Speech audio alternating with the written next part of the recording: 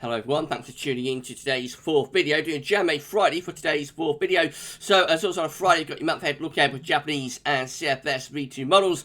And it's going to take us towards the middle of September. I shall get on with it for you very shortly. It's been a really busy day at GavsWeatherVids, or it is a really busy day. So we started off with our 7 AM forecast. We had a look at the Green Man Festival, weather for that. And also the ECMWF 42-day forecast, 6 weeks look ahead, has been released today as well. Got JMA Friday for you now. I'm going to have a 10 to 14 day later on this afternoon. So 5 uploads today. Incredible and amazing. Hope you're enjoying the content. Please like, share, subscribe on all of the videos. Thank you so much, everybody, for doing that. Right, we better get on with JMA Friday then. So we're going to start off with the 500 millibar height anomaly from the JMA for week 1 from the North Pole and Arctic view down. So this, of course, is the North Pole just here. We've got the wider Arctic circle there, and then, of course, got the mid-latitudes around here. So blue is extrapolating to below average heights, which is low pressure. Yellow, orange, and red extrapolate to above average heights, which is high pressure. Blue for low, red, orange, yellow for high. So these break down to week periods. The first week period is going to take us from the 13th through to the 20th of August.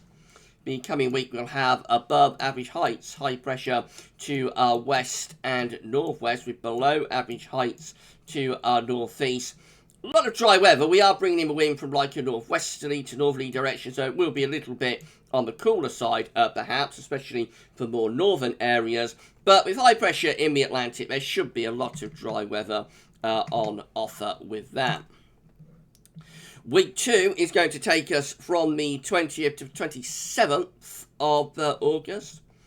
And high pressure is still in control. This time over, high pressure has changed its position slightly and is more to our north-northeast, which means around the high pressure, we're bringing in the wind from an easterly direction. That'd be a warmer wind direction and could suggest, you know, quite a warm, maybe even hot end to August. We might get some quite warm weather with that for the final sort of full week of the month.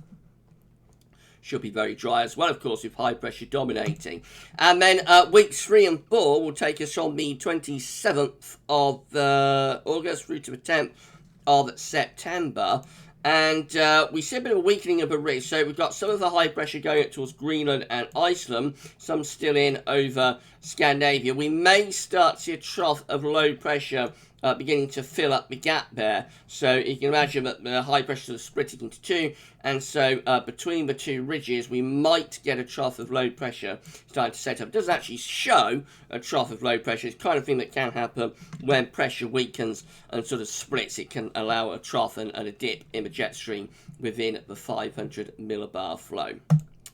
Right, let's have a look at tropical mid-latitude view then. So British Isles in the top right-hand corner of the chart as you're looking at it. Now, we can't see the Arctic and Greenland, North Pole, Scandinavia. All those areas are off the chart up here. But we've had a look at that view down so we know what's going on. So a reminder of the week 1 500 millibar height anomaly with high pressure generally centered to west and northwest, which means it is mostly dry, but we're pulling in like a cooler sort of northerly, northeasterly type wind. So the temperature anomaly is no better than average and might actually hint at being a little bit below average, especially so for more southern parts of the country. You see those blue colours there indicating it might just be a little bit on the cooler than average side actually in this coming week. It will be dry, however. We've got high pressure in control of the weather, so it's drier than average, but it is a little bit on the cool side.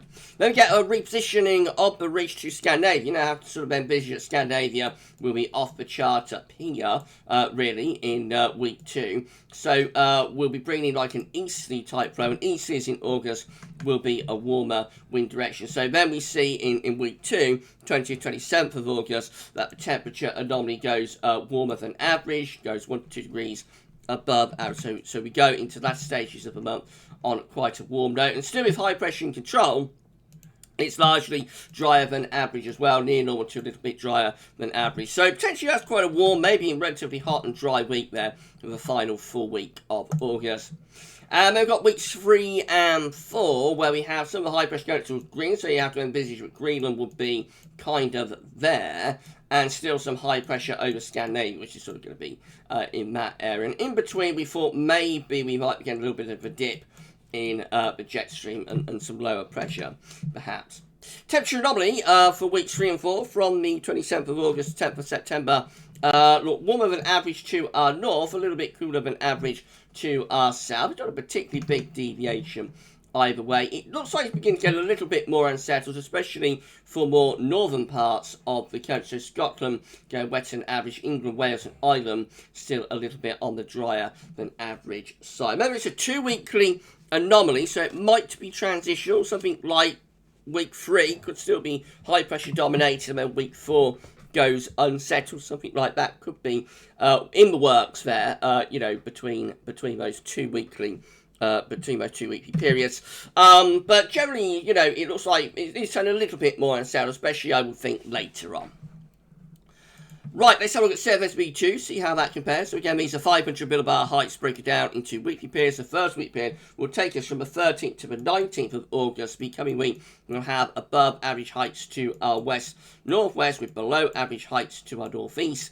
And that will mean that we're bringing in the wind from like a northwesterly or northerly type direction. So mainly dry again, and a little bit on the cooler side perhaps. Week 2, again, good agreement between JMA and the CFS weeks 1 and 2. This is week 2, 20th, 26th of August. High pressure still in control, but changing its position slightly to mean that we're putting in much more of a easterly, southeasterly flow, which will be a warmer, hotter wind direction. So definite signals that last full week of August begins to go quite a lot warmer. Week 3 is going to be the 27th to the 27th of August, 2nd of September. High pressure then is dominating still to our north-northeast over Scandinavia, still bringing in winds from the east. So that could well be another mainly dry and potentially very warm week 2.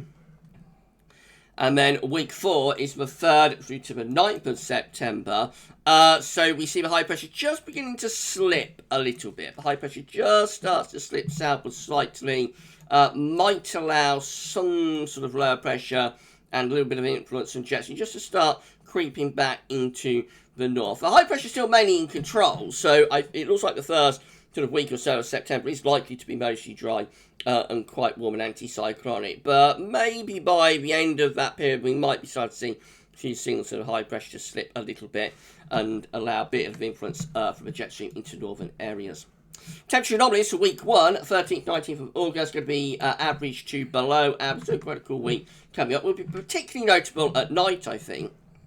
Less so in the day when the sun's out. Week 2 is going to be the 20th of August 26th. We go warmer than average, so this is quite a warm, maybe even relatively hot week coming up for that last sort of full week of September.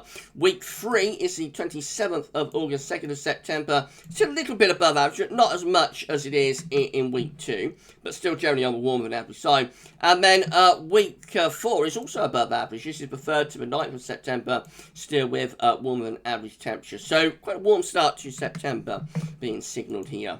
Precipitation wise, week 1, 13th, 19th of August is drier than average. Week 2 is the 20th to 26th of August. Now, I would have thought this would be a significantly drier than average week, but the model only sort of shows near normal precipitation, so I'm not sure what's going on then. It might be starting to lose signal a little bit.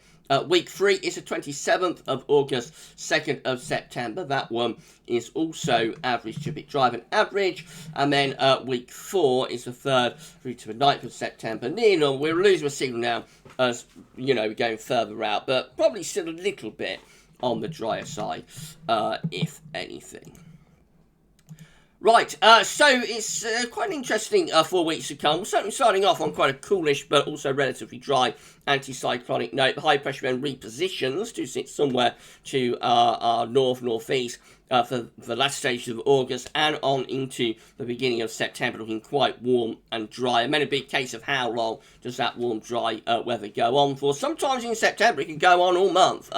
So September can be quite a tedious month where high pressure just goes on and on and on. We had a September like that a few years ago in 2009, I think it was. Other times the high pressure can just break down quite quickly, and we go into autumnal conditions, you know, relatively quickly. So every year is different. Every year it just depends. But certainly looks like early September anyway will be dominated by high pressure and a lot of dry and warm weather. There is a lot of uncertainty within the ECMWF extended boat. If you haven't seen that video yet, do check it out.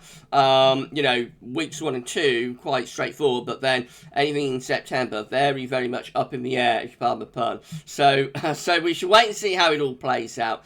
And yeah, that's how JMA Friday and the ECWF 42-day forecast are both looking today. Now we're going to be back shortly with your 10 to 14 day video update that will include all operate features. So come back for that one then. But for this JMA Friday this week, that's all for now. And thanks for watching.